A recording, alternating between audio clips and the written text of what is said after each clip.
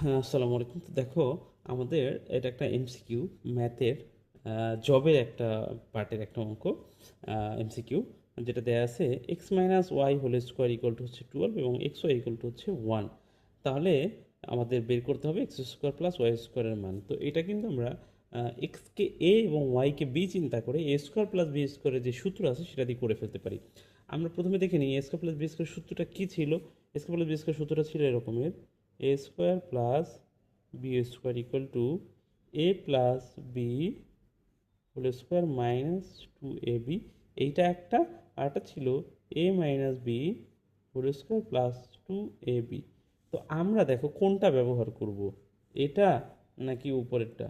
এখন খেয়াল করো, আমাদের কাছে এবি, আমরা এখানে এ হচ্ছে এক্স এবং বি হচ্ছে ওয়াই, তাহলে এবি মানে এক্স ওয়াই, এটা আমাদের কাছে আছে। কিন্তু এখানে খেয়াল করো এ প্লাস বি নাই আমাদের কাছে।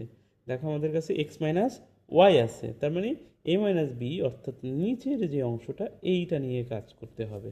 তাহলে আমরা কি লিখবো এখন? অতএব x square plus y square equal to আমরা লিখব x minus Y whole square, অর্থাৎ A minus B whole square plus 2b মানে 2x ওয়াই। ওকে, তাহলে এখন আমরা কি করব, এইটার মান আমাদেরকে দেয়া আছে, দেখো এক্স মাইনাস ওয়াই হোল স্কোয়ারের মান কত?